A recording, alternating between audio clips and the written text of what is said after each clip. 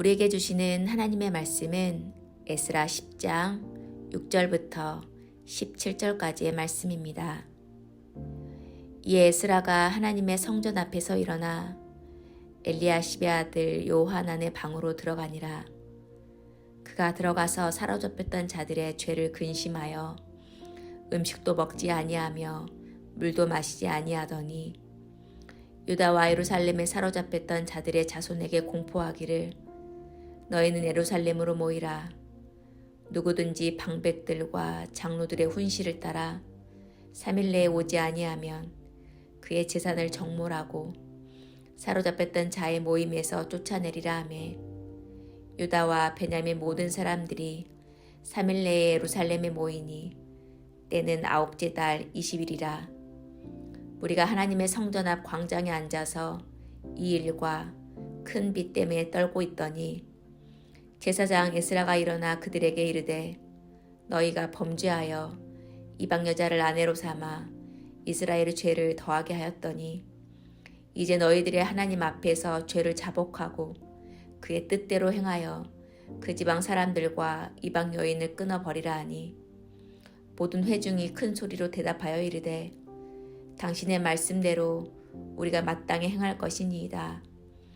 그러나 백성이 많고 또 큰 비가 내리는 때니 능히 밖에 서지 못할 것이요 우리가 이 일로 크게 범죄하였음즉 하루 이틀에 할 일이 아니오니 이제 온 회중을 위하여 우리의 방백들을 세우고 우리 모든 성읍에 이방 여자에게 장가든 자는 다 기한에 갖고 올 장로들과 재판장과 함께 오게 하여 이 일로 인한 우리 하나님의 진노가 우리에게서 떠나게 하소서 하나 오직 아사엘의 아들 요나단과 디과의 아들 야스아가 일어나 그 일을 반대하고 무술람과 레이사람 삽부대가 그들을 돕더라.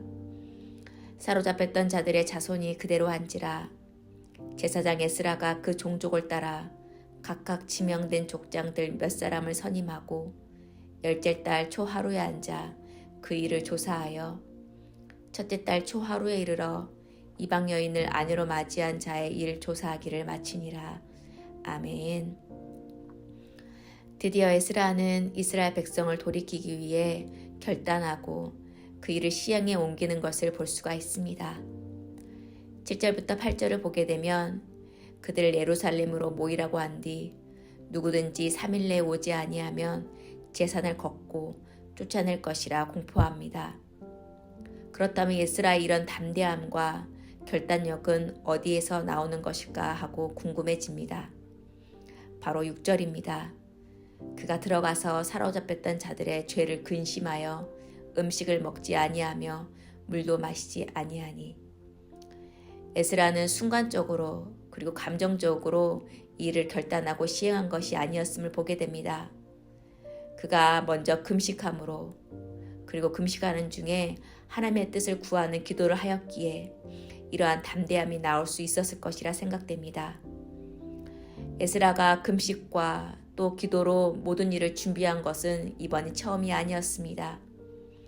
지난 말씀 8장을 기억해 보면 에스라가 포로 귀환하던 중에 아와 강가에서 멈추었던 사건이 있었습니다. 왕에게 필요한 것을 얻기 위하여 금식하며 간구하였을 때에 결국 왕의 응답하심을 입은 것을 경험했습니다.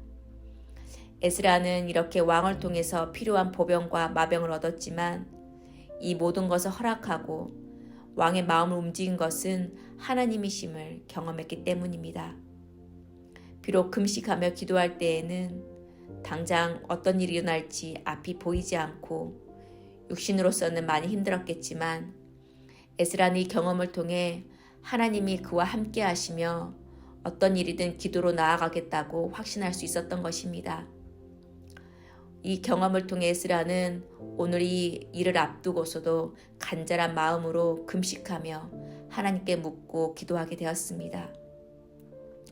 이번에도 공동체 전체의 큰 결단과 시행을 앞두고 하나님께 먼저 또한 간절한 마음으로 금식하며 기도할 때에 그는 담대함으로 또 확신을 가지고 이 모든 일에 나아갈 수 있었던 것입니다.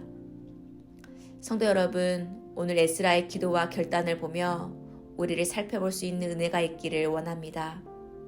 우리 또한 어떤 일을 앞두고 하나님께 먼저 기도함으로 말씀을 통해 또 기도를 통해 응답받기를 소망합니다. 때로는 그 기도하는 것이 바로 응답하는 결과가 보이지 않는다 할더라도 선하신 하나님을 믿으며 세상의 방법이 아니라 하나님께서 바라실 선한 방법과 양심을 택한 방법을 결정하십시오. 그렇다면 하나님께서 선하신 방법으로 그 길을 인도해 주실 것입니다.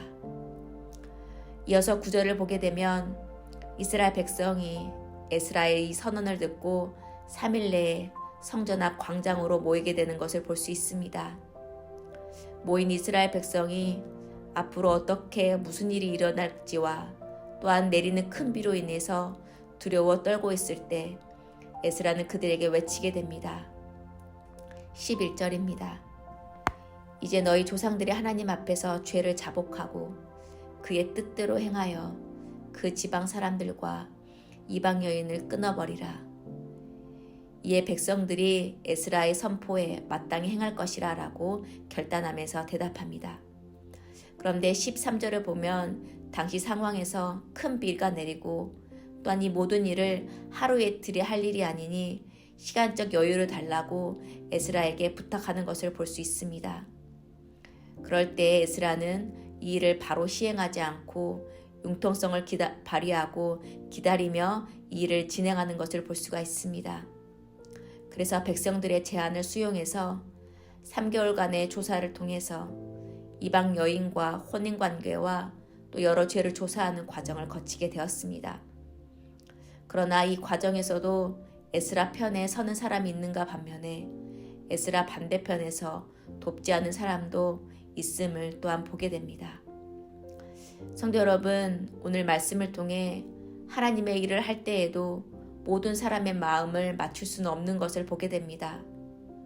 이는 교회에서도 볼 수가 있습니다. 그러나 분명 반대하는 자가 있다 할지라도 꼭 필요하다고 결정한 일 앞에서는 말씀에 기준하여서 또 하나님 편에 옳은 일이라면 반대를 무릅쓰고서라도 나아갈 수 있는 결단이 있어야 됩니다. 그러나 그 과정에서는 서로에게 어떤 것이 이해되는지 절차를 통해 또 이해할 수 있는 과정 또한 필요합니다. 이러한 일을 나아갈 때에는 에스라처럼 결단과 흔들리지 않는 이런 담대함이 있어야 함을 또한 리더십에서 볼 수가 있었습니다. 비록 주변에 반대와 어려움이 있겠지만 하나님의 선한 도우심이 그 결정과 함께 있음을 믿으며 나아갈 때에 하나님께서는 용기와 또 주변에 여러 돕는 손길을 붙여주심을 또한 보게 됩니다.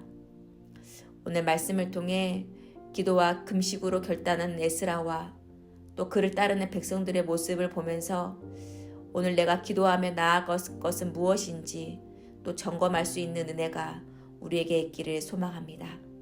함께 기도하겠습니다. 하나님, 오늘 말씀을 통해 우리가 어떤 일을 앞두고 또한 매일의 일상에 하루를 시작하면서 하나님께 묻고 기도하며 나아갈 수 있는 은혜가 있게 하여 주시옵소서. 하나님의 때와 또 하나님의 방법을 간절히 구할 때에 선한 하나님의 방법과 지혜 또한 우리에게 허락하여 주시옵소서. 그 일을 진행할 때에 비록 시간이 걸리고 주변에 반대가 있다 하더라도 하나님 보시기에 옳은 결정이라면 결단하며 나아갈 수 있는 용기 또한 우리에게 허락하여 주시옵소서. 예수님의 이름으로 기도합니다. 아멘.